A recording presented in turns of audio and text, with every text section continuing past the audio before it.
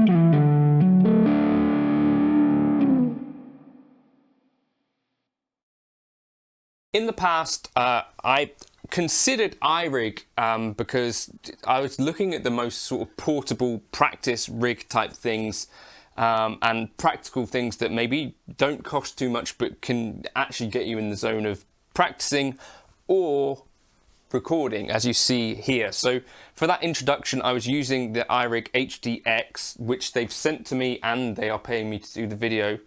It's gonna help pay for some nappies. But the idea here is I plug into this, and this via USB-C goes into my laptop. And in my laptop, during the recording session, I was actually using Helix Native because I don't have Tonex on this computer. But another kind of cool thing about it is you've got an extra output here which can go to your amp or speaker. And so I was plugged into here, into the amplifier behind me.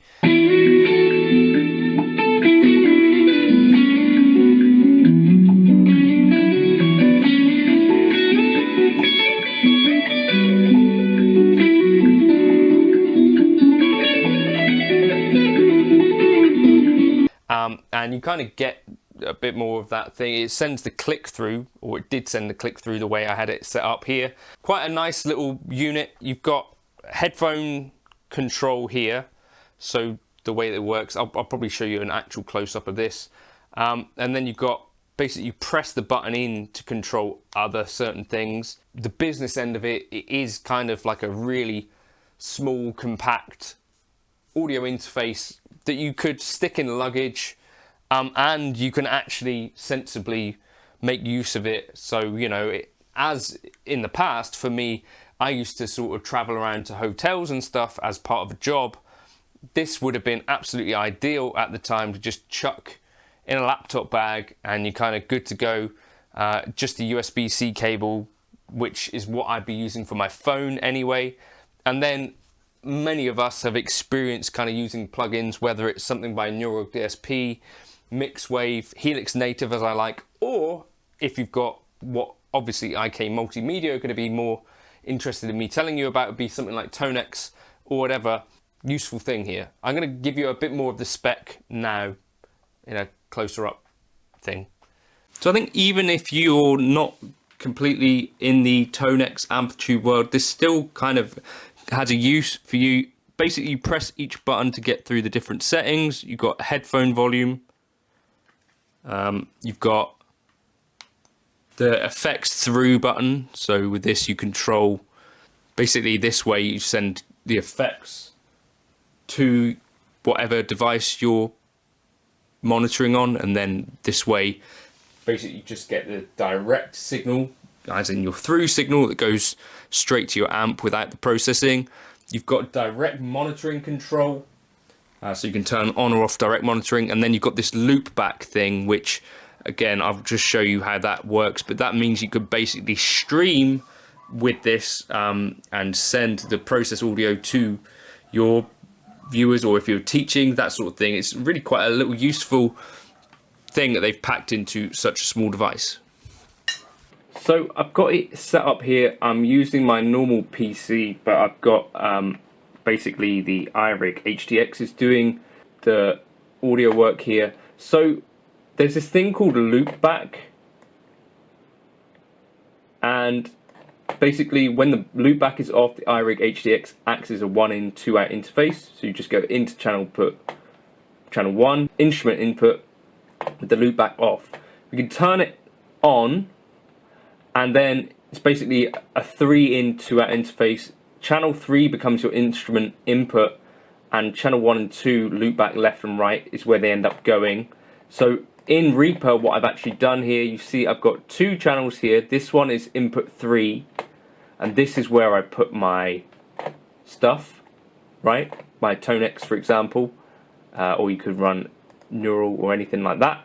And then basically input 1 and 2 is where you would send that other audio. So you could stream this, you could do all sorts of things like that. Make sure that you're not monitoring record on this one here though. So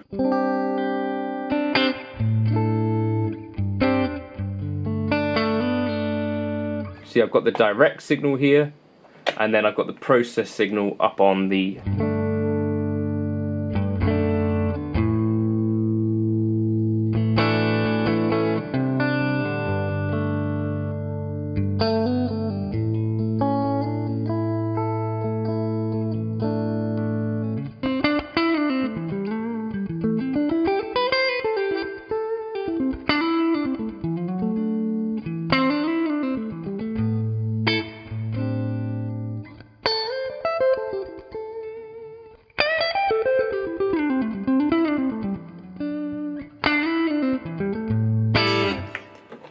and yeah, just to show that you could, of course, use something else. So, for instance, Mixwave, Creamer should also work in this context.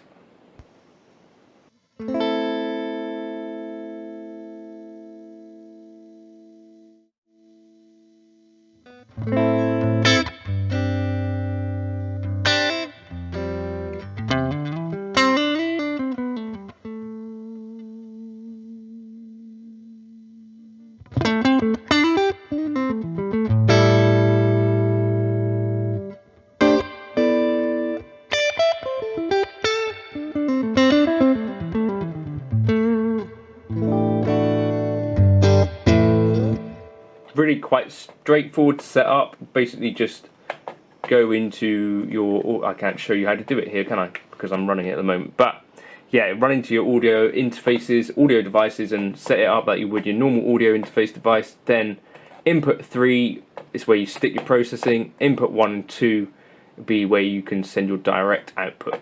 Basically how it works.